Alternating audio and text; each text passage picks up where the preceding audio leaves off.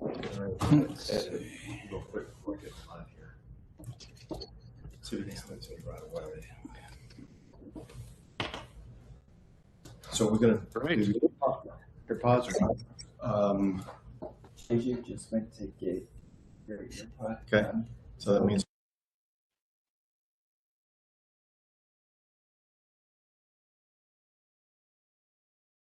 All right, good morning, everyone. My name is Michael Myron, and I'm the Committee Management Officer for the Department of Homeland Security, which oversees the FEMA Review Council, a presidentially federal advisory committee administered by the department.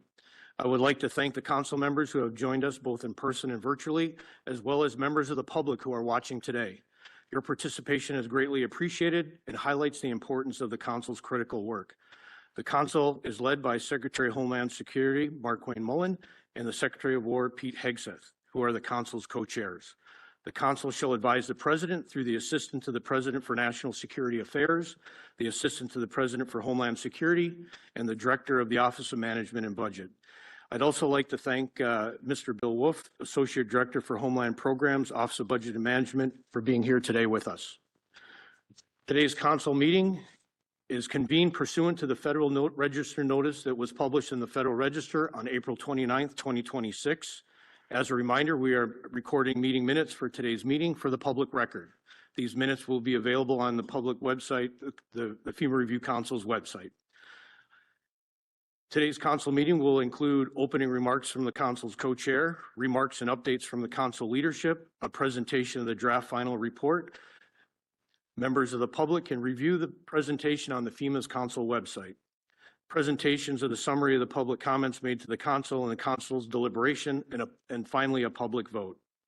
I would like to acknowledge the council members who are here today: Governor Phil Bryant, former governor of Mississippi and the council's vice chair; Governor Greg Abbott, state of Texas; Mayor Jane Castor, city of Tampa, Florida; Mark Cooper, former chief of staff for Governor John Bel Edwards; Sheriff Rosie Cadera Stutz, Miami-Dade County; Region 9 FEMA Administrator Robert J. Fenton Jr. and two-time acting administrator of FEMA; Executive Director Kevin Guthrie, Florida Division of Emergency Management; Chief Nim Kidd, Texas Division of Emergency Management; Michael Watley, former Chairman, Republican National Committee; and Glenn Youngkin, former Governor of Commonwealth of Virginia.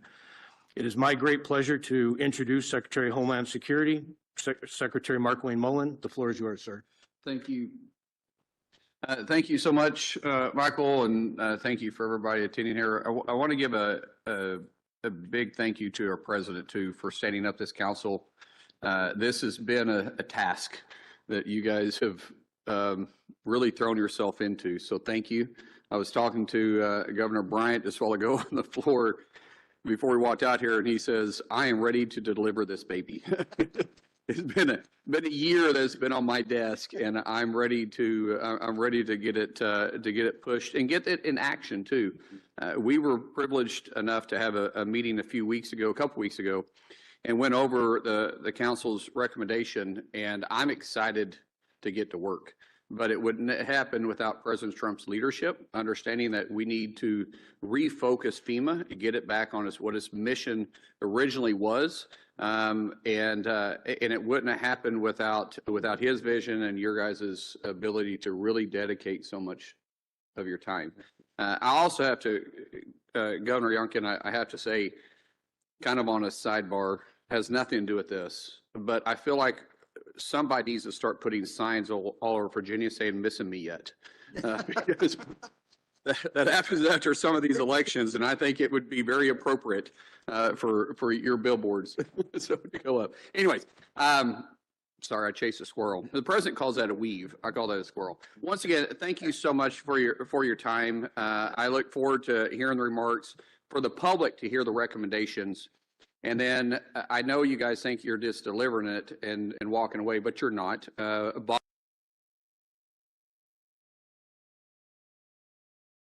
Recommendations on when we hit any type of roadblock. So thank you so much. And with that, I'll turn it back to Michael. Thank you, Mr. Secretary. Now we will hear from the council's final report subcommittee and their presentation of the council's final draft report. The Consul's final report subcommittee is led by co-chairs former Mississippi Governor Phil Bryant and former Chairman of the Republican National Committee, Michael Whatley. Governor Bryant, the floor is yours. Michael, thank you. Mr. Secretary, thank you for being here. Absolutely. And thank you for your leadership on this and your team. What a remarkable job you've been doing during your relatively short tenure here, but hopefully long-lasting. And Secretary Hegseth and his team, FEMA lives at the intersection of Homeland Security and disaster response. It's a unique place for us. So both the Department of War and Department of Homeland Security is intricately involved in what happens across this great nation.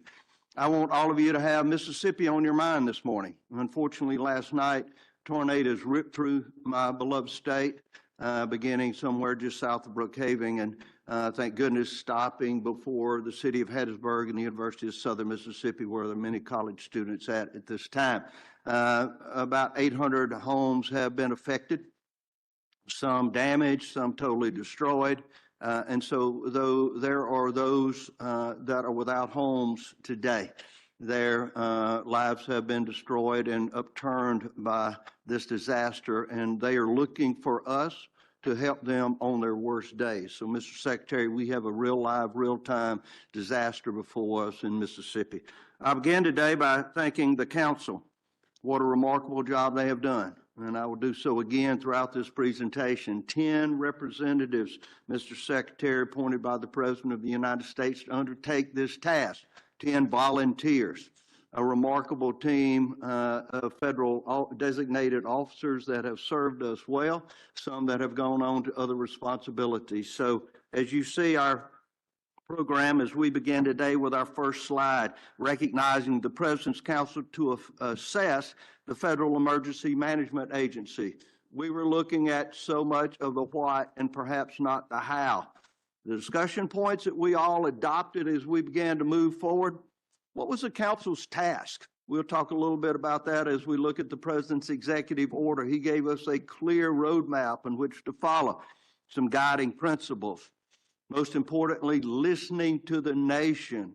What does the nation think about FEMA and its response? And we did find out, as the President knew and as the President, I think, has verbalized sometimes, many in America did not believe FEMA was doing the job that it was intended to complete.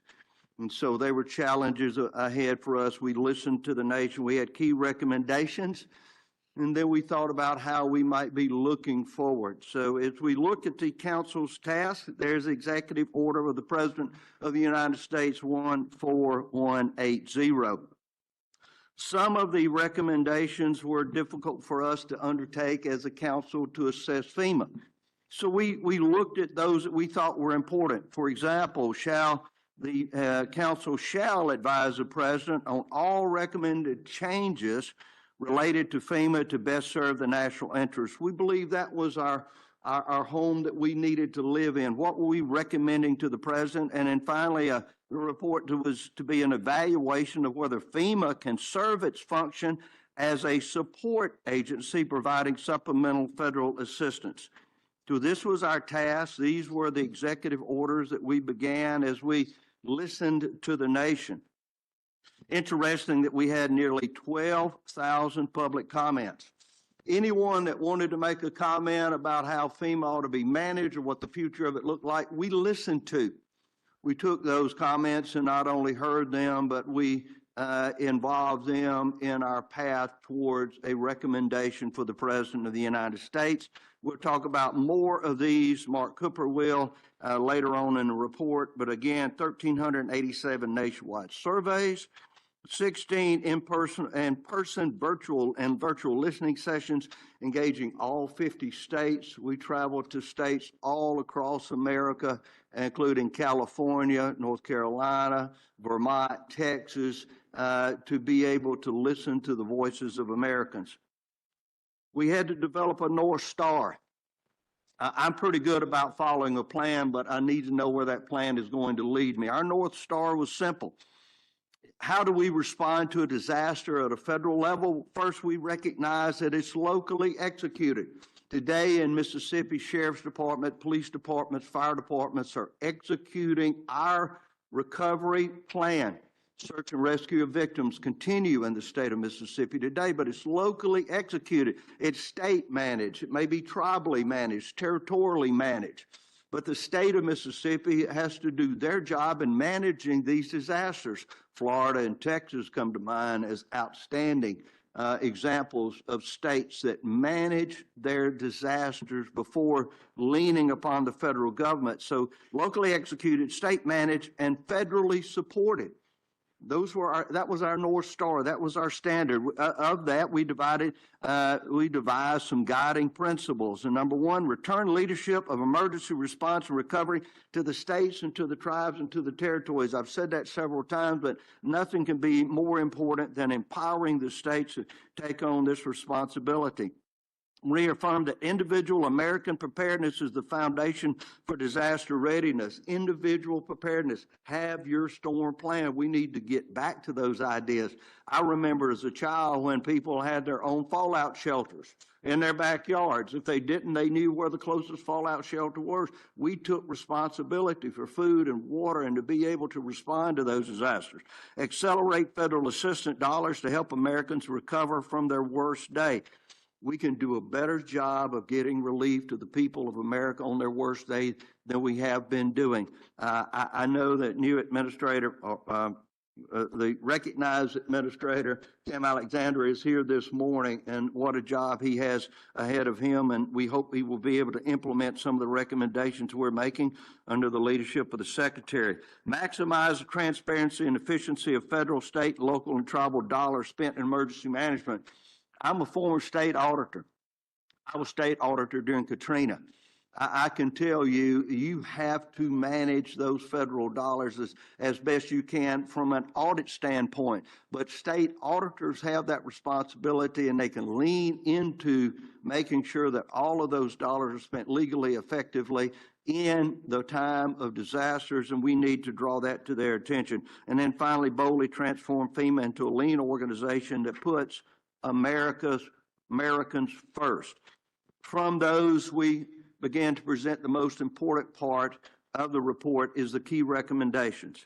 And for this, I will turn to two members of the team that have been able to lead this effort, that know FEMA as they are leading nations and leading states in FEMA disaster recovery, and they've done an excellent job. Kevin Guthrie is Executive Director of the Florida Division of Emergency Management. We will turn to Kevin to begin the presentation of the key recommendations, and Bob Fenton, of course, as we all know, FEMA Regional Director and former Acting Administrator, will also direct us to the key recommendations of this report. I turn to Mr. Guthrie and recognize him for presentation.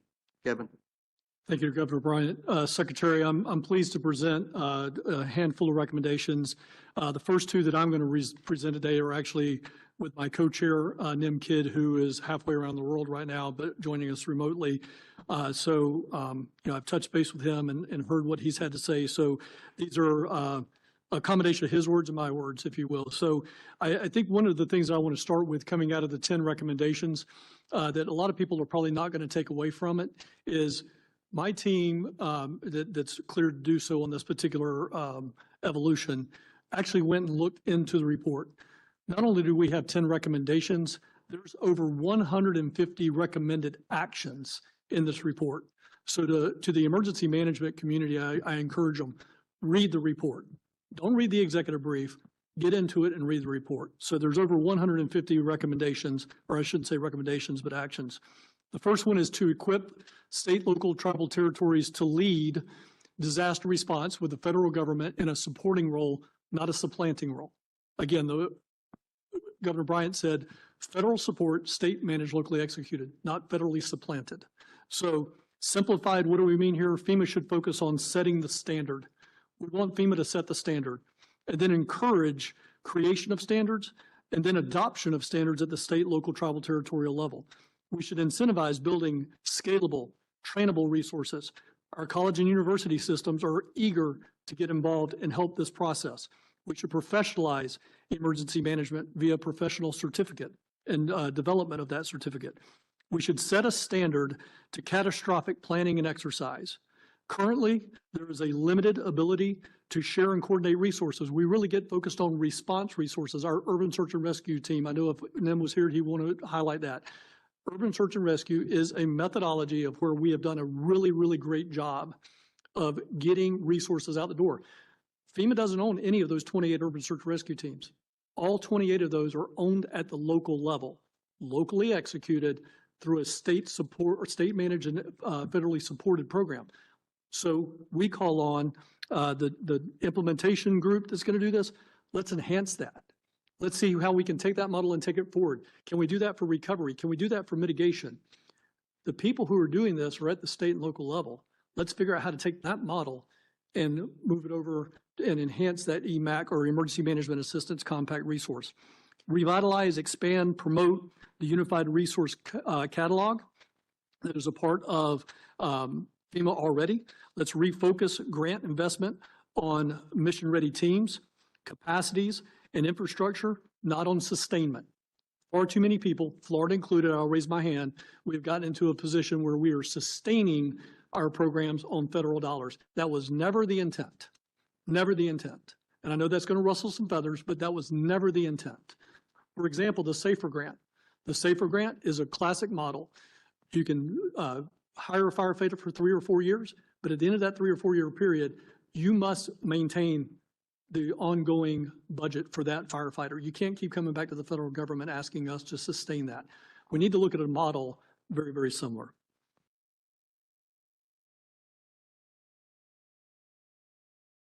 That goes back up to the mitigation and recovery piece of that. Promote the integration of additional partners involving our volunteer and faith-based networks. We talk about them, but we don't really, I believe, proactively, before the disaster ever happens, how can we take and make them a part of that? Let me give you a very, very classic example. Private property debris removal, not covered by the federal government. But in Florida, what we do, and I know Texas does the same thing, is we work with our nonprofits to let them go on that private property, get that debris to the edge of the roadway, where now we have the legal jurisdiction to go in and take care of that. How can we do more of that before the disaster ever happens? And then incentivize investments in interoperable systems for comms and data sharing. So that is the first slide, sir. In a nutshell, try to simplify it, is to equip state, local, tribal, territorial leaders to lead the disaster response with federal government in a supporting versus a supplanting role. And I will turn it over to Bob Fenton for recommendation number 2. Can I? Yes, sir. Clarify something on this? Yes, sir. First of all, good to see you again. You too. Twice in 1 week. Twice in 1 week. Yes, we were in a meeting in Florida together in Miami, and wealth of knowledge. Kevin, I saw a different side of you just by your knowledge of every situation, but also someone of great action. Thank you, sir. I'm going to hold you to one of our conversations we had, which we're going to follow up after this, by saying you can get anything built faster than anybody that I know. So that's what you said. That's exactly what I said, sir. I'm going to hold you to it. I mean it. So just to follow up, and I probably should have known this, but we have to use volunteer groups, faith-based or volunteer groups, to actually pick the debris up, to move it to the street, so then we can have someone else come by and pick it up and move it again. Yes, sir. So, for example, one of the problems that emergency managers at local level, and again, I know NIMS was a local emergency manager. I've been a local emergency manager. One of the problems that we face is FEMA will not cover the expense of moving private property debris. But they're going to move it anyways. We're just having to touch it twice. It takes twice as long. So that's why you see all the debris piled up on the edge of the street. That's correct. Or if we would change something like this, we could literally just put it in a truck once, haul it off. Sir, because it's still getting hauled off. That is correct. But today, the way the system is designed today, again, local emergency managers need to partner with that nonprofit faith-based community to go in and get that debris off the private property for that 85-year-old widowed woman who's by herself, get it to the edge of the roadway. Then now the local governments, state governments have the legal jurisdictional authority to go in there and take that, which is one of the things that is required in the public assistance. Just layers of bureaucracy we got to break down. It is bureaucracy at the end of the day. Thank you. I was just clarifying that. Yes, sir. Thank you. Hey, thank you. Let me just start off before I go into recommendation 2 by one, honored to be with this council and its members. What a distinguished group. just wanted to thank them for the work we've done over the last year. And also want to thank you, Secretary Mullin, and President Trump for allowing someone from FEMA to be on this group. I think it was a great addition. I have over 30 years of experience of responding to disasters and been to some of our nation's worst disasters, whether it be the World Trade Center or Katrina, Mississippi, where I first met Governor Bryant, and a number of others I've worked within this room. I represent thousands of other FEMA employees that believe in service and show up every day to help Americans on their worst day and support our states. And I'm glad to be part of this group to do that. As Kevin laid out, and as Governor Bryant laid out in his opening, the focus of our report is to really ensure that we make the changes to FEMA so that we're supporting state and local government, and that we focus on building their capacity through our non-disaster grant programs and help them through our disaster grant programs. There will be disasters that require federal support through federal resources. And why that's the small number of disasters a year, we need to make sure we continue to build that capability and those resources. As was said by Governor Bryant, FEMA's mission exists at the intersection of emergency management and homeland security. And we have some critical authorities we need to continue to have as we move forward with the changes in FEMA. And one of those is to coordinate the overall federal government's response. FEMA coordinates across the federal agencies to ensure that those unique teams and resources are there to support state and local government. Kevin talked about our urban search and rescue team. I think urban search and rescue is a great model where we provide funding to local first responders to build capacity across the country so those teams are able to respond to disasters across the country. There's many other federal agencies, whether it be Health and Human Services, disaster medical assistance teams, some of the teams, specialized teams for Department of War that we're using right now in the far Western Pacific and Commonwealth and Northern Mariana Islands to respond to that disaster, are critical for those events where the states need that additional capability that may only exist at the federal government. We have a number of recommendations that are focused on not only preserving but modernizing the federal government's capacity to support state and local partners in life-saving, life-sustaining events. And those are to sustain those core standards and support effective and interoperable teams and build those relationships and leverage that capability at local and state government in doing that. We need to improve the federal coordination so that it's much more efficient and effective in disasters. We need to focus on how do we build capacity during emerging threats? How do we make sure those resources are ready to go and the state knows what they are and they can depend on them in that response, especially as we have events, as we go into hurricane season this year and we have a hurricane that's 5 days out, 4 days out. What can Puerto Rico depend on? What could Kevin in Florida depend on that's going to be there to support him from the federal government? We need to integrate technology. I think that's critical in today's, whether it's data and sharing data across, whether that's AI and how do we leverage that. But we need to integrate emergency technology into emergency management and how we respond. We need to leverage our nation's supply chains.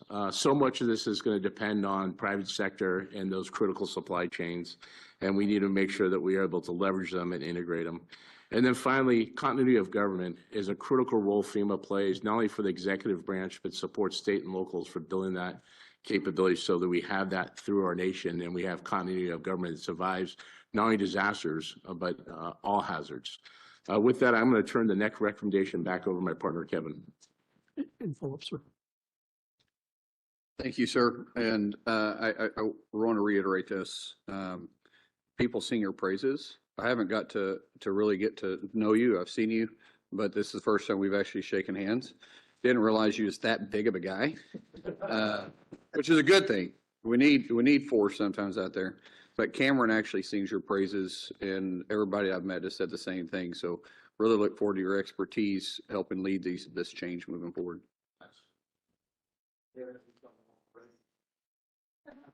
There's certain caps that I'm set.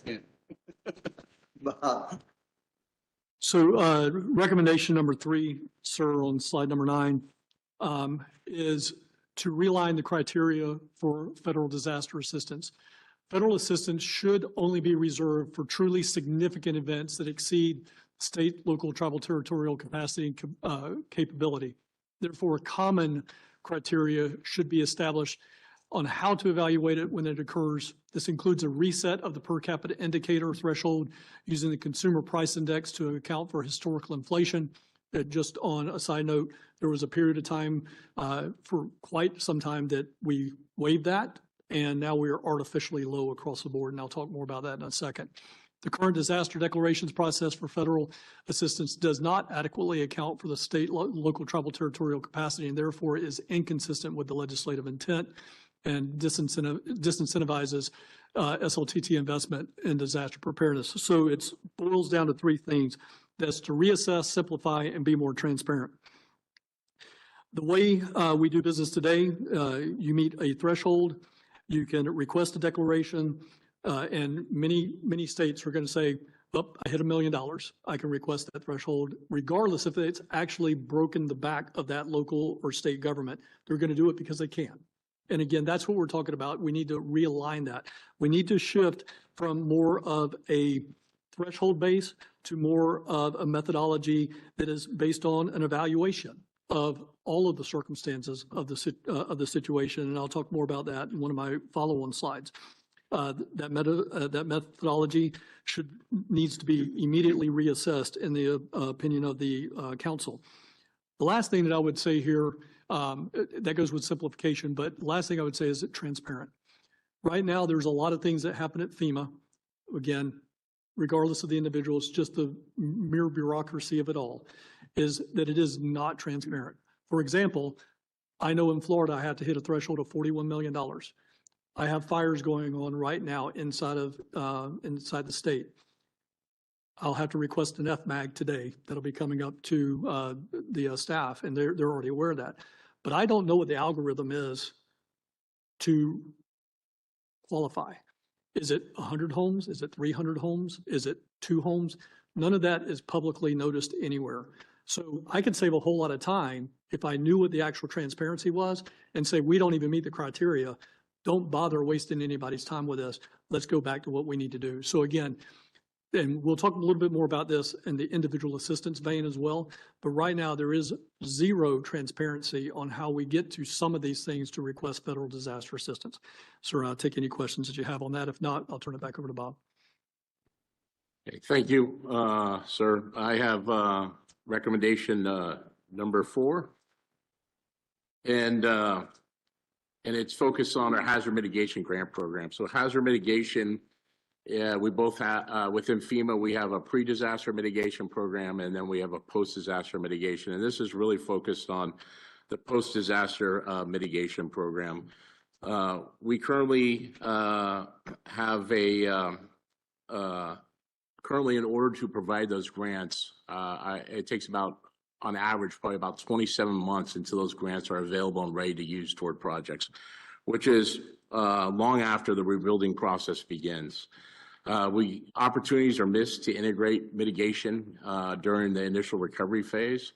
So if we want to improve, harden, make more resilient critical infrastructure, we lose those opportunities because of the length of time, the complexity of the program, the administrative burdensome work that it takes for states to go through and local partners to go through.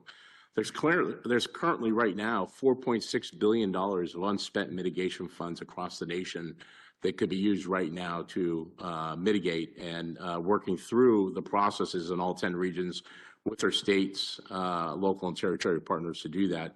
But it's a long, burdensome process. It's important to harden infrastructure and ensure mitigation efforts are aligned with national security and resiliency goals. An example that I'll just give you is I came back from Commonwealth of Northern Mariana Islands that was hit with a Category 4 typhoon just a couple of weeks ago. 8 years ago, we had a similar storm and destroyed 2,600 power poles in their power system. Because we put concrete poles and invested from wood to concrete and then extra funding, we had None of those concrete poles break this time. And the only ones that were damaged were wood poles, about 800. And now we're going to do the same thing there. We'll continue to make their power system more resilient and hardened so that as those events occur, they will be able to recover quicker from those events and sustain across those events.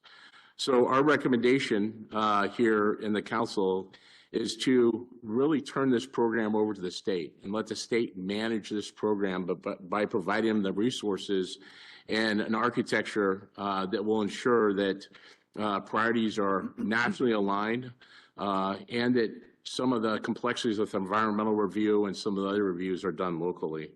What we recommend is that there's a rapid mitigation advance of up to 5% of the overall estimate of a disaster. That could be provided within 30 days, and that could immediately be factored into the immediate reconstruction as it occurs by state or local government based on their priorities, based on what their capital improvement plans are, based on how they want to improve that infrastructure. And then what we thought is that there should also be some type of strategic mitigation allowance that would make the remaining 10% available within 6 months that are aligned to much more national priorities. How do we reduce repetitive loss? If we don't reduce repetitive loss, it impacts our flood insurance program. So we have to align the priorities of this federal funding in areas that not only work on critical infrastructure that our nation is dependent on, that cuts across state lines, cuts across local communities, but things that ensure the resilience of our national infrastructure. So those are our recommendations from the mitigation grant program. I'm going to turn over the next recommendation to Kevin. Right. So, Secretary, I actually have the next 3 slides, and I'm going to use this slide to talk high level about the next 2 slides, and then Adam, I'll let you know when I want to go to the next slide, please. So, specifically, we're going to talk about accelerating individual and public assistance. But at a high level, this slide summarizes the problems on the left and then the solutions on the right. So for example, over on the left, we see an overly complex and difficult centralized decision-making and a lack of transparency. I already talked about the lack of transparency from slide number 3, or I'm sorry, recommendation number 3. But these are all things I think, regardless if you're blue, red, purple in the emergency management industry, an overwhelming majority of emergency managers will tell you, yes, those are the current issues that we have, regardless of political affiliation. On the right-hand side, I think, again, 95 to 100% of emergency managers will want the following, and that is, on the individual assistance side, a consolidated, disparate program that is less complex, a direct payment package that is much faster to individuals, and then reduce the administrative costs, which would be a savings. And I'm going to give you an astronomical number here in a minute on the individual assistance costs. Then we want, as I mentioned, slide number 3, I'm sorry, recommendation number 3, upfront index-based direct funding, a less complex. You've heard this referred to as maybe a block grant. How do we get that done? We need to leverage the state, local, tribal, territorial review process and expedite recovery. I'm going to talk specifically about that on a following slide, and then reduce that bureaucracy and increase fiscal discipline. So Adam, if you'll go to the next slide for me. Specifically in individual assistance, what we're looking for, 2 high-level buckets, a single payment and more of a focus on emergency housing. One of the problems, and I sat with the former administration after Hurricane Helene and Milton, there is no program as it relates to housing that intentionally at the federal family looks to couple housing programs together. They are their own individual buckets. There's non-congregate sheltering, followed by short-term housing, followed by direct housing from FEMA, followed by CDBG-DR, maybe, followed by mitigation elevations. All of those programs at their common core are FEMA programs, but there's not a single one of them that are intentionally linked together for the benefit of the disaster survivor. You know, this industry often says we do everything that we do based on the needs of the survivor. We focus on the needs of the survivor. Sir, I'm going to just be honest with you and have a very transparent conversation. No, we're not. Because if we were focused on the needs and the outcomes of survivors, we would figure out how to couple those programs together to get people back in homes, period, hard stop. So again, how can we get a single program? Today, Individual assistance has a lot of disparate programs. It depends on if you got a second home, it's your primary home, you're a renter, you're a homeowner, and so on. So this payment would be a direct single payment for homes that have been determined to be uninhabitable. So we're not looking, you had a minor flood on your property which did not inundate your home. We're not talking about you, right? That water will run off. You'll need to rake up your yard. You'll be fine. We're talking about people that really need assistance that have uninhabitable homes. It'll focus on emergency housing. I've already spoke about that. And what we are recommending is let the states, local, tribal territorials decide the solution. Again, FEMA set a standard, but the solution that works best at the community level. We heard this especially with our tribal nations that said, FEMA and the federal government was trying to push them in a direction that was not culturally right for their tribal nation. Well, let the states, locals, tribal, territorial make those decisions that are best for their communities at the very, very granular level, and do what they determine is best for them. Also, most cities, states, and counties, tribes, and territories have building codes and building standards. Why are we duplicating effort to comply with some environmental historical preservation, Indian tribal burial grounds over here, when at the state, again, for the state of Florida, I know the state of Texas is the same way, I believe the state of Virginia was the same way. There's somebody at the state level that does that already liaisons with the tribe. We don't need to triplicate that at the federal level. So again, let's get back to some common sense state managed solutions. The next slide will go into public assistance. And on this one here, again, we get this into two buckets.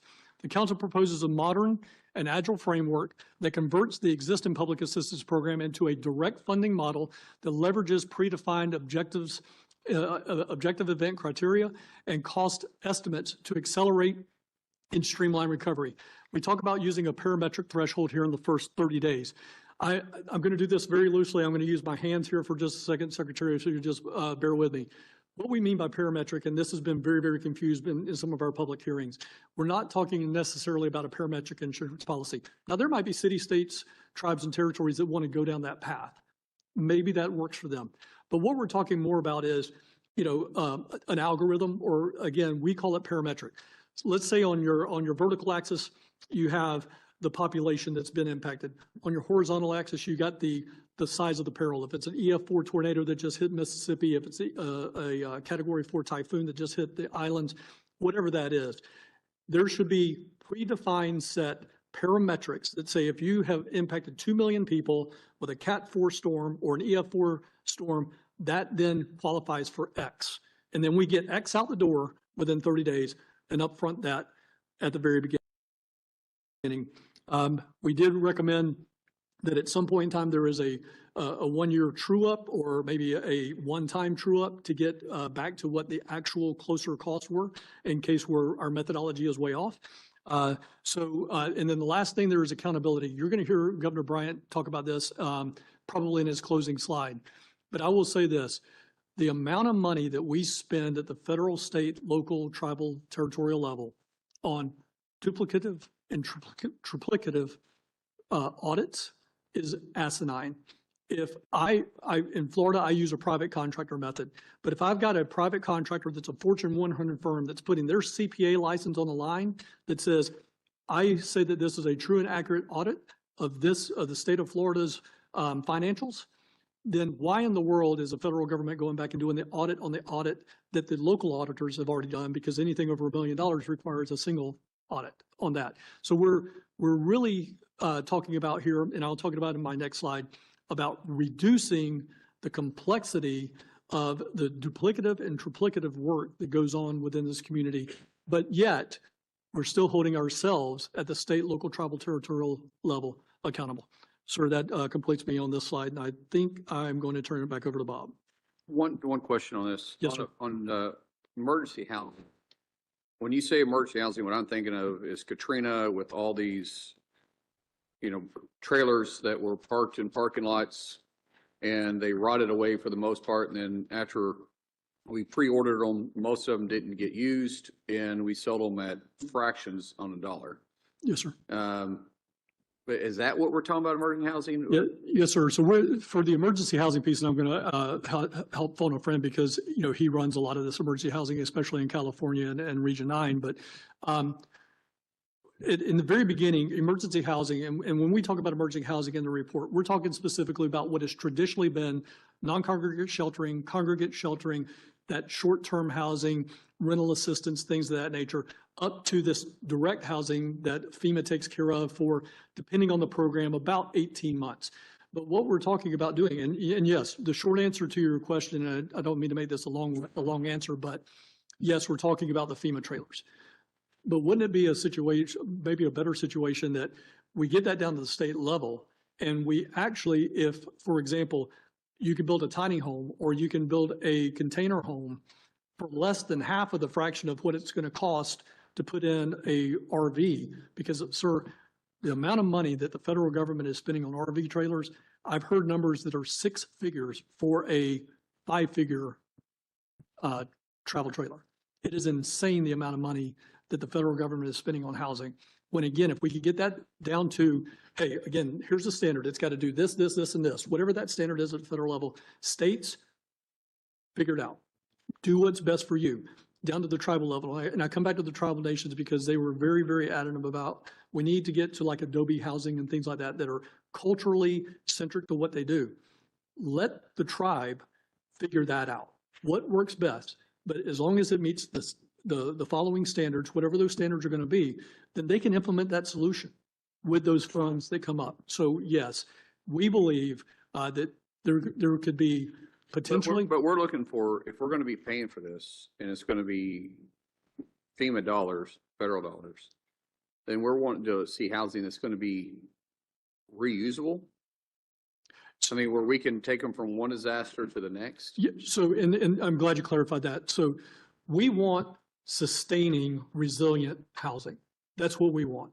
At the end of the day, we want residents and Americans in this country to be more resilient. Well, I agree with that, but if we're doing emergency housing isn't sustainable housing, it's emergency housing. You're going to be in it for a short period of time, and then I don't want to tear it down. Yes, sir. I want to be able to pick it up and move it someplace. So let me give you an example in Florida. I'll speak very specifically about a Florida situation. Hurricanes Helene, Milton, Ian. We've got, I had 13,000 homes request to be a part of our Elevate Florida program, which elevates people up out of the water. Individuals were given money to muck and gut their homes, rehab their homes. Wouldn't it have been better for us to be intentional about how we do that from the very beginning and say, look, if you're going to take this money as a homeowner and we start to intentionally couple some of these programs together, and you're going to be eligible for mitigation funding down the road, maybe up to $200,000 in mitigation like we have in Florida right now. Let's link those things together so that the activities I'm doing in the emergency phase will follow on to the permanent phase. I'm looking at 2 different directions. Yes, so we just have to clarify that because you're looking at sustainable, long-term, building it up out of the flood zone. I totally agree. Why would we build a house that's going to flood again? I'm thinking of the first 18 months, like you said, that what happens in the first, actually, I'm thinking of the first 15 days, yes, sir. First 30 days. And that's what when I'm seeing emergency housing or hearing emergency housing, that's what I'm thinking about. So I'll give you an example. Again, Florida, we run our own state program for this. And something that was used back in the 08 days was the STEP model. And it was designed to do construction, muck and gut of houses, get people back into their home. Maybe it was open studs on the walls. There was no sheetrock. But again, we got people out of these temporary solutions, but back into their home while they then worked with their insurance companies, worked with other federal and state dollars to then fix their home permanently. That's the type of thing we're talking about. Let the states decide what's going to be best for them, because I can guarantee you this. If you let me run a STEP-like program, which was from, I think it was after Superstorm Sandy and Hurricane Maria, that STEP was born and then died a very, very quick death. But if we can do that, especially in Florida, I can depopulate shelters, and I will not have individuals staying inside of RV trailers at 100,000 plus for a long period of time. I can fix that for a fraction of the cost. Thank you, sir. I think what we see is how complex the housing issue is, but what the council is recommending, let's help fund that, again, support it, and let the states know. As governor, I knew where the rental property is, where we could find perhaps manufactured housing to move in or modular housing. I know that. FEMA might not know that. Now, Bob Fenton knew it because he's that good, but the rest of FEMA may not understand in Delo, Mississippi, where can they find rental houses? I once had somebody in FEMA say, well, can they live with relatives? And I said, their relatives are living with them. All right. That's what's happened. So. Appreciate it. Bob? Okay, thank you, sir. I have recommendation number 7, and it's focused on our national flood insurance program, which maybe just coming off of Kevin's discussion about housing, you know, insurance is really the only thing that's available that will make you whole. And I think a lot of Americans look at us and our program as making them whole when they lose everything. And it's really, to your point, to provide temporary assistance as an interim measure to get them back to a permanent solution. And our funding isn't going to capture the whole costs of rebuilding what they lost from that storm. But it will temporarily get them rental. It will maybe temporarily help them quickly rebuild, make minimal repairs. It will provide temporary housing if needed. One of the key things that I want to talk about is the National Flood Insurance Program and this recommendation. And it's really at a crossroads. The program is financially unstable. It's currently burdened by over $20 billion in debt. And that's after in Trump 45's administration, they forgave $17 billion. So the program has significant issues. The program also relies on outdated risk information, which means that this leads to a disconnect between the price of the insurance and the public's perception of risk. And what are the actions taken to mitigate that risk or transfer that risk? And so this is becoming a significant problem. It continues to grow, and that budget deficit will continue to grow over time as we have more events. And we're one big event from that really spiking up and being a significant impact to the liquidity of the program. In this effort, we met with a number of groups. We met with private insurance companies. We met with the state insurance commissioners multiple times. I got to meet with them and talk to them about how they manage insurance and other perils. And I think, you know, I think the program was built in the 50s or 60s, originally started in HUD and then moved to FEMA. If this program was never built, it would probably be another peril right now on your normal homeowners insurance policy. But because it's a federal specific program, it exists, and it's a program now managed by FEMA as part of the National Flood Insurance Program. We met with reinsurance entities. We met with Treasury and a number of others. And from that, we came away with a number of recommendations that we want to put forward, primarily that focuses on a shift from a federally managed flood insurance program back to the private sector, and allowing the private sector to take on a bigger role within the market. And I think that's going to help because it puts the states who are statutorily responsible for regulating insurance back into a critical role. We would recommend launching a takeout program where we transfer those federal policies to private sector. And there's a number of ways we could do that. One, through engaging state insurance commissioners, but also through pricing and sharing information.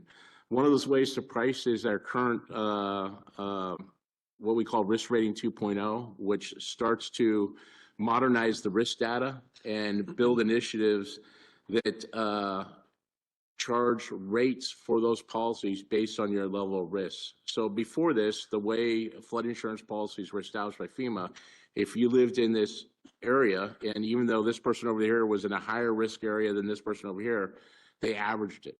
And so you were paying over here for this person's higher risk.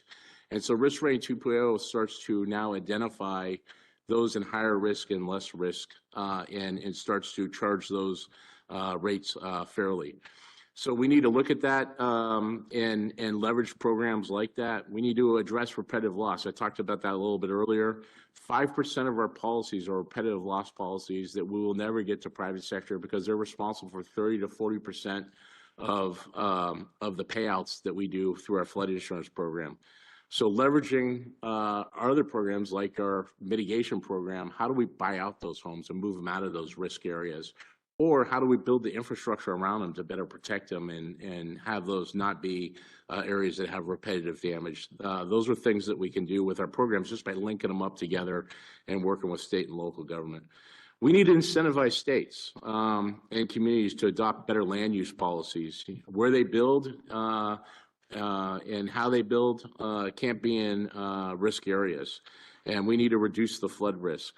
And finally, we need to consider some programs if we truly are going to move to the private sector on creating some tools to help that happen. And one of the ones that we recommended, and we talked to a number of entities about this, was a centralized flood insurance marketplace that we would help create that offers consumers national flood insurance policies that would be offered by private sector, not federally managed policies, and work with qualified private insurers on options for them to, through that marketplace, the public that required to get those to seek those in an easier way to do that by working with not only state insurance commissioners, but private sector market.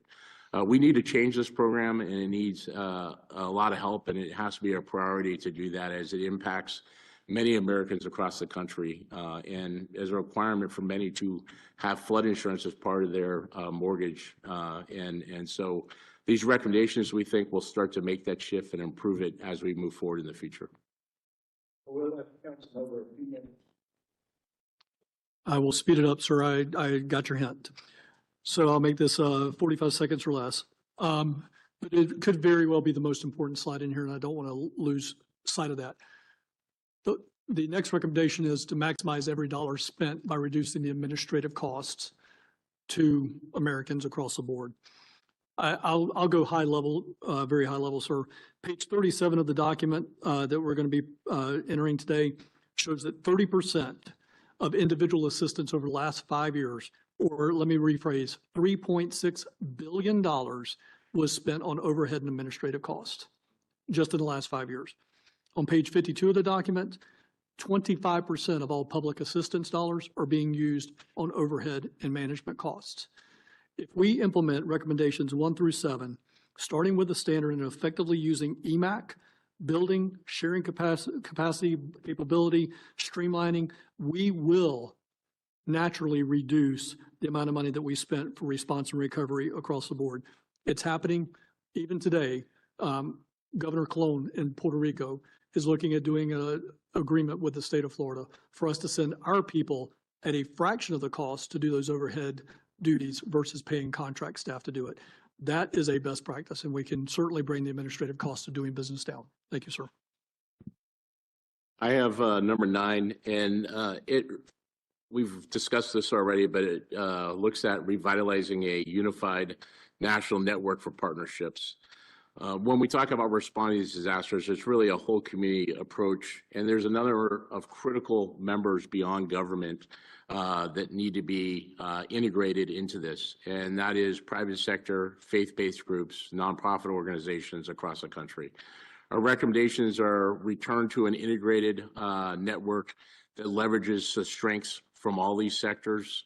As I said, I was just in CNMI where Samaritan's Purse was doing great work, American Red Cross, Team Rubicon. How do we integrate those and Americans that want to help into these disasters? We need to build that capacity at all levels of government so that they have a way to help. We need to enhance public-private coordination, national business emergency operations centers at the federal level, the state level, the local level, so we can integrate private sector. Private sector is responsible for so much in disasters, and they own so much of the infrastructure or key capabilities that we depend on.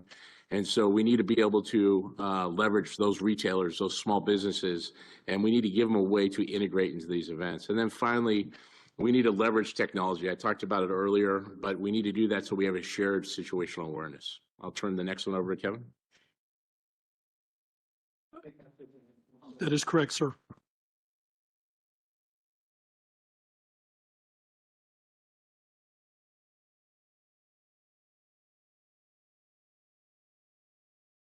Real quickly, I know last job we talked about administrative costs. A cost of spending on federal disasters has increased $14 billion in the last decade. Some would say that 20%, maybe 30% of that is administrative costs. If you can reduce that to 15, from 20 to 15, you could save $2 billion alone just in administrative costs that we can easily track of. $2 billion is fairly soon gets to be real money even in Washington. So there are real cost savings. I'm going to go through slide 17 real quickly, the review requirements. So there's been a lot of talk about how many personnel FEMA needs. Do we need to let some go? Is there attrition going to work, or the retirements are happening? We decided in the council that should be your recommendation and the administrator's recommendation after thorough review. Appropriate staffing levels against mission requirements.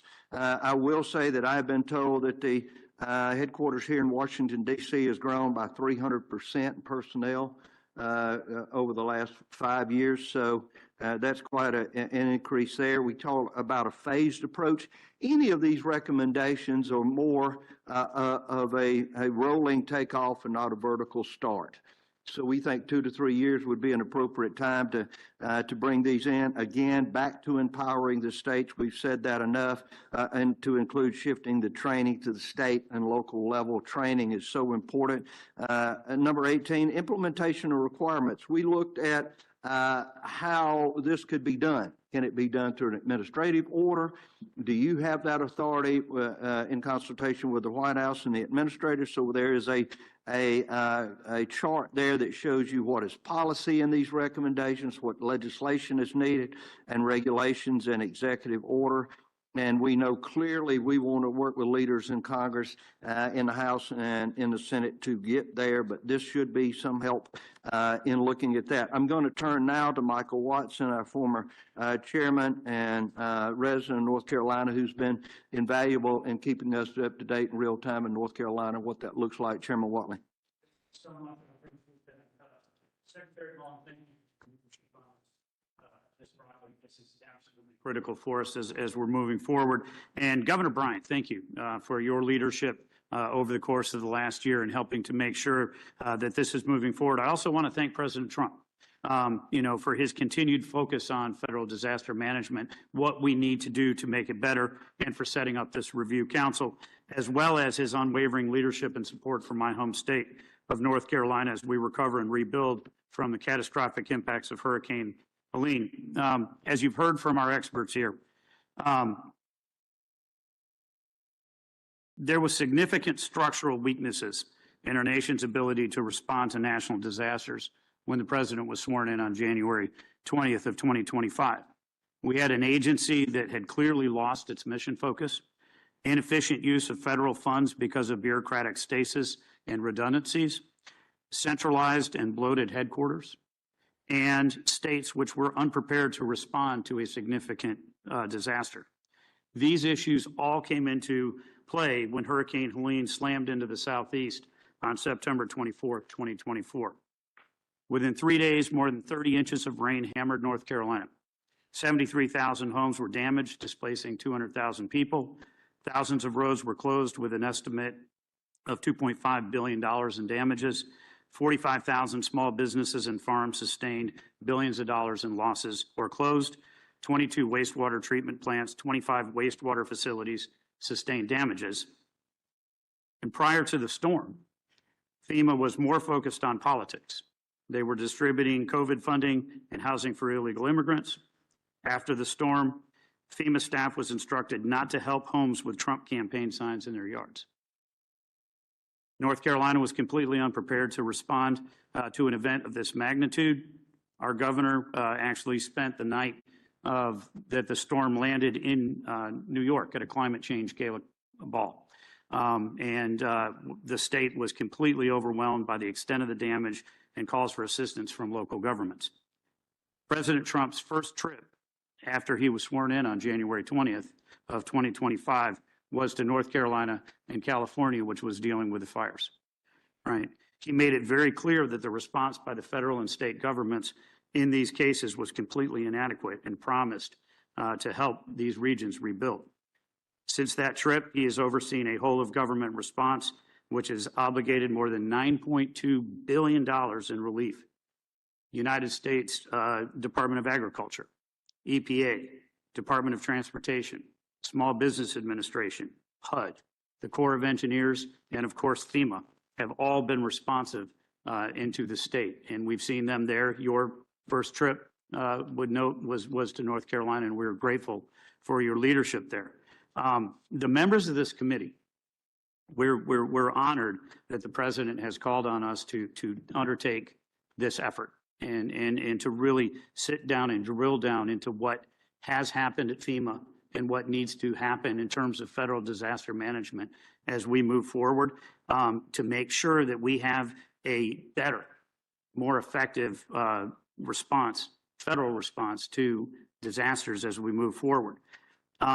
The key recommendations, as you've heard from this committee, are to transform the agency, right? To transfer training responsibilities and empower states to prepare for storms, to provide direct aid to the states quickly and efficiently, and to rebalance FEMA's workforce and focus them on mission clarity.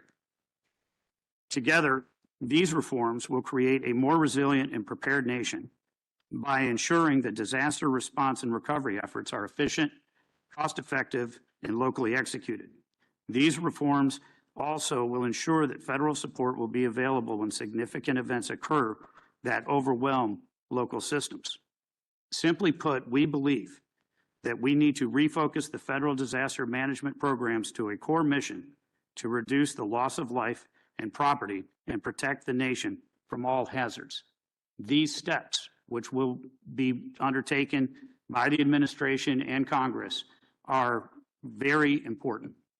And we think that, that when you have a chance to go through these materials and have the conversations that you will with your co-chair, Secretary Hegseth, and President Trump, that they will accelerate disaster response and recovery, modernize the systems and technology for greater efficiencies, empower local and state governments with better resources and tools, reduce administrative costs and federal burden, improve coordination across government, private sector, and nonprofits, cultivate public trust through transparency and accountability, and amplify resilience for rural communities and critical infrastructure. Thank you.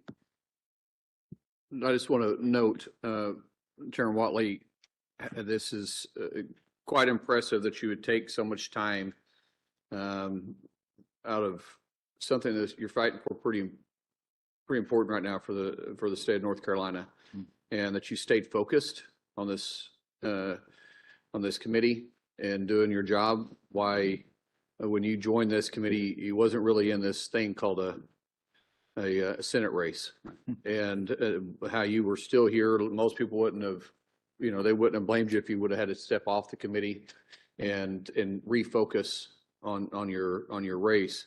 The fact that you stayed here, you stayed committed, been very involved, speaks volume of your character and your commitment to being more efficient and bringing FEMA back into focus, not just for North Carolina, but for the entire country, because you've seen the worst of the worst, North Carolina. That was heartbreaking, but impressive. I mean, heartbreaking what North Carolina went through, impressive on what type of recovery has happened in 18 months. Well, thank you very much. It is worth noting that in North Carolina, the response that we've seen from the Trump administration has been transformative.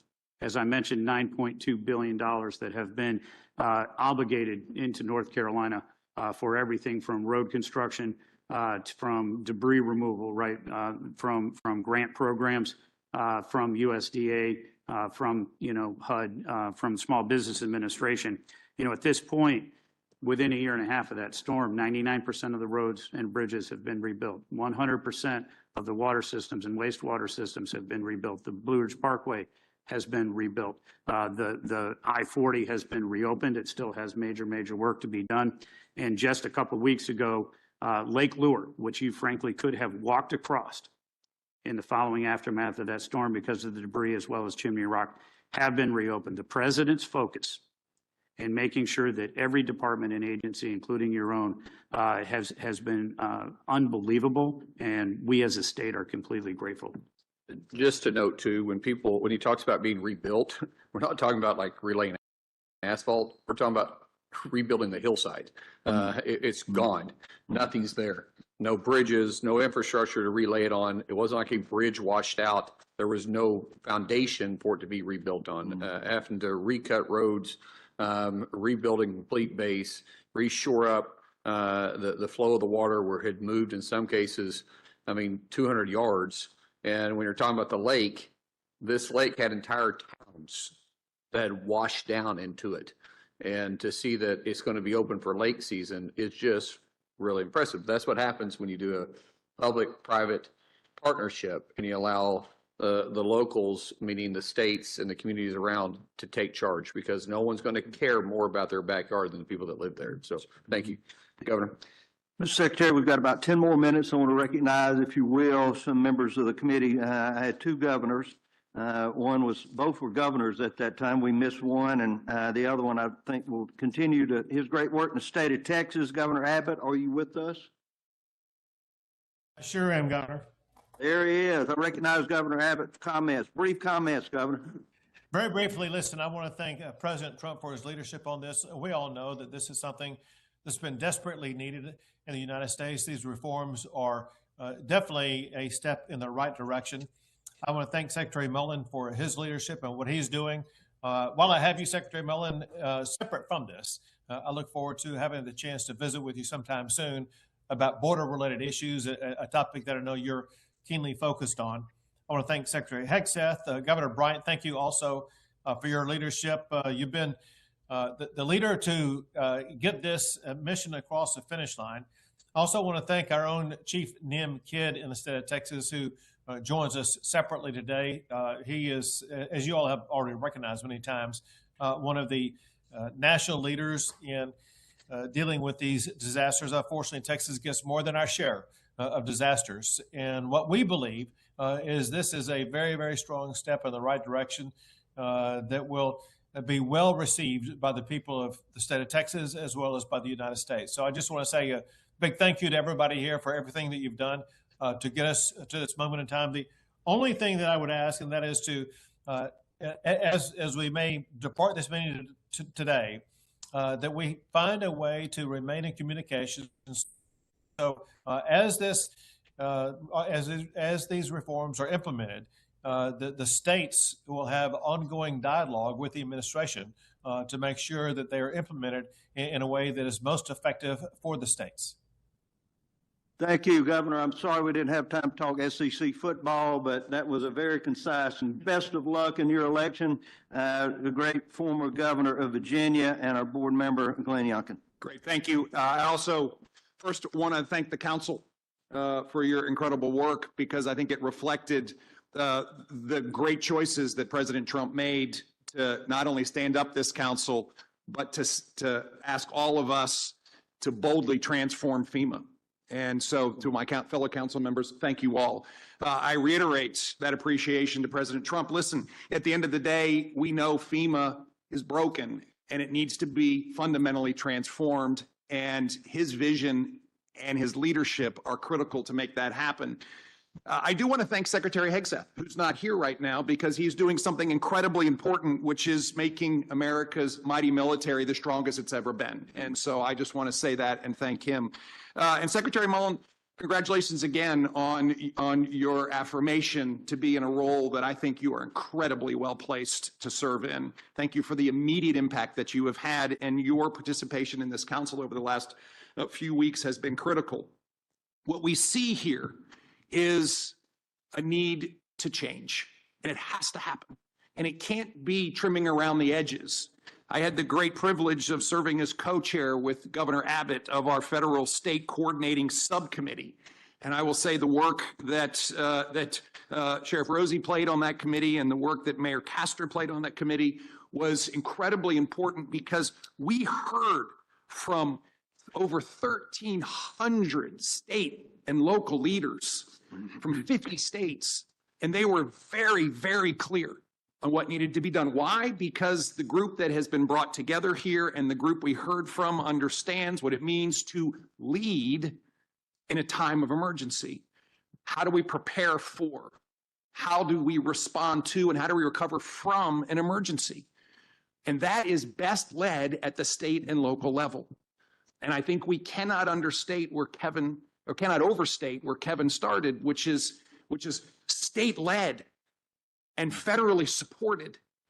And this transfer that miraculously doesn't happen where states are pushed out of the way and the federal government shows up doesn't work.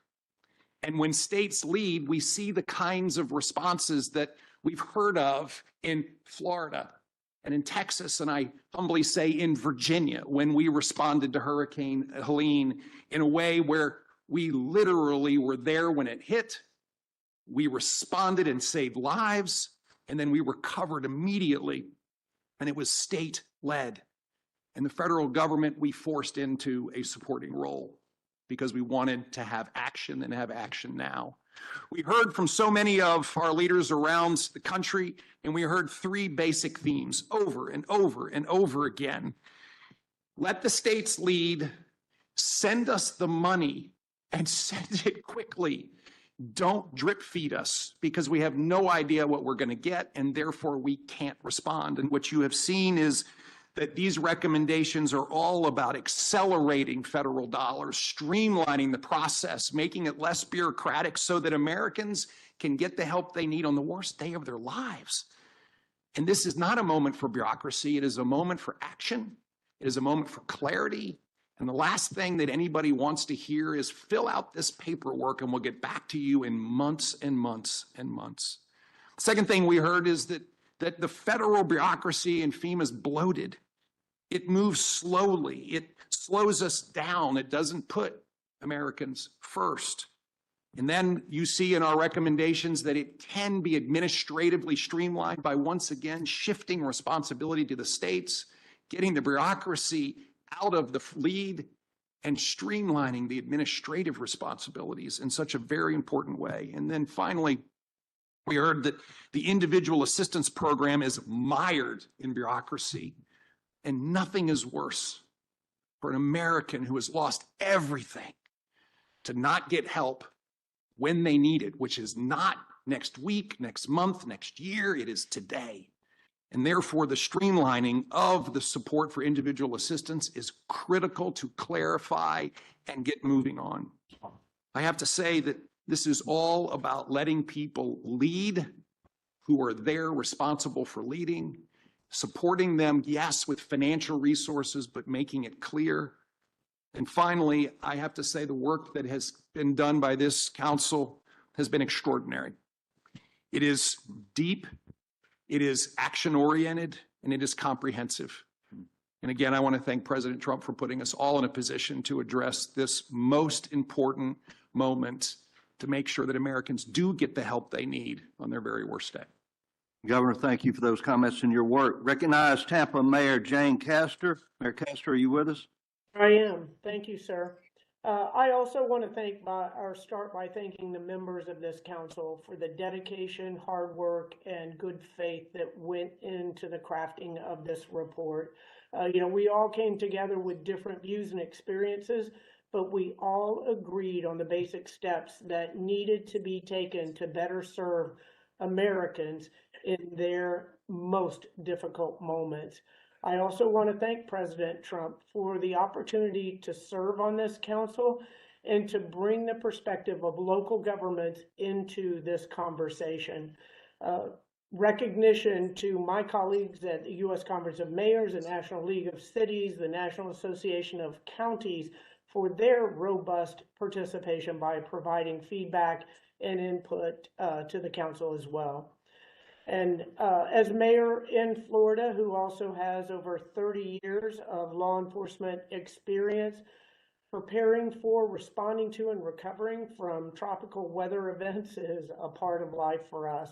But what happened to the Tampa Bay area in 1924, we had unprecedented 4 to 7 foot tidal surge from Hurricane Helene along our 126 miles of coast here.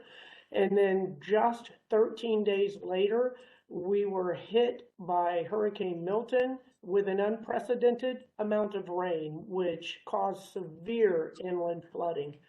And every disaster brings its own lessons about what works, what doesn't, what needs improvement. And based on my experience and the input from other elected officials from across the nation, I just wanted to focus on a few points, a few key points and recommendations in this report that are going to dramatically impact cities and counties in a positive way.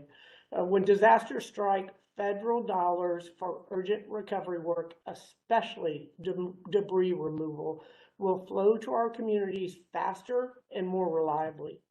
Unless you've experienced it, it is hard to understand what debris removal represents. For those families setting their lives out on the curb, watching those piles disappear is the first steps to recovery. Funding to states and local communities will be accelerated with a process that includes less bottlenecks, less paperwork, and streamlined audits. Thank you, Kevin Guthrie. This includes response, recovery, and mitigation. We'll also see more federal support for expanding our local capacity to respond to disasters, including funding for workforce, training opportunities, and much needed equipment. National standards for emergency management will be developed for all levels. This is so critically important. And there will be a renewed focus on some of the programs that are working very well, like our urban search and rescue. And for our residents who need help following the disaster, the many complicated assistance programs with multiple applications and requirements for documentation will be replaced with a streamlined program, one application and one direct payment to cover housing, transportation, and other immediate needs. Now, these recommendations in the report are at a high level, but they are just the beginning and not the end. They open the door for stronger coordination across all levels of government and a clearer path to federal support to reach communities quickly and effectively. Our residents deserve a response system that meets the moment, and I believe that the recommendations in this report are great movement in that direction. Thank you. Thank you, Mayor. Thank you for your service on the council. We now turn to Chief Nim Kidd, a practitioner from the great state of Texas, who's done a remarkable job. Nim, can you hear us? I can, Governor. Thank you so much, and thanks for the opportunity. I want to start by thanking my boss, Governor Abbott, for his constant support and leadership in our division and our agency. It's what makes Texas great. I want to thank President Trump for the opportunity to weigh in, not just on this agency, but this discipline that will affect all Americans. Thank my council members and Secretary Mullins and my team and I are ready to work with you and yours. Thank you, Nim. That was very efficient. It was. I look forward to working with you too, sir. For a Texican, he did a good job on that one, didn't he? Miami-Dade County, the High Sheriff, Rosie Cortez Stutz is here. Madam Sheriff, I turn to you. Thank you very much. Good afternoon, council members, support staff, and everyone who is attending this final FEMA public hearing.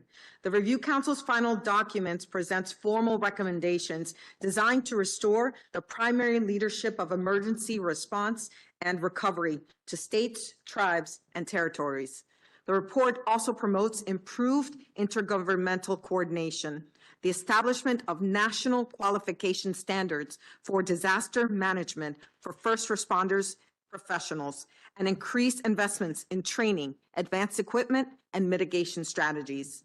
By strengthening state and local leadership and capacity, our nation will be better equipped to deliver resilient, equitable, and effective disaster responses. Both natural and human-caused disasters present significant challenges throughout the United States. The leadership of states, tribes, and territories is crucial for delivering timely, culturally sensitive, and context-specific emergency interventions.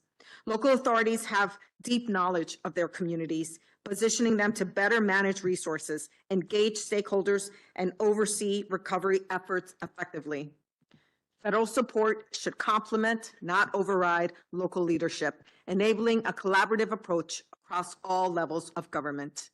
It is vital that disaster management by states, local, and tribal entities involve joint planning and integrated incident command structures for major disasters. This involves building interoperable communication systems, using shared situational awareness platforms, conducting joint exercises with after-action reviews, and supporting mutual aid and resource sharing among the states, tribes, and territories. In addition, national qualification standards ensure personnel possess the necessary skills to manage complex disasters.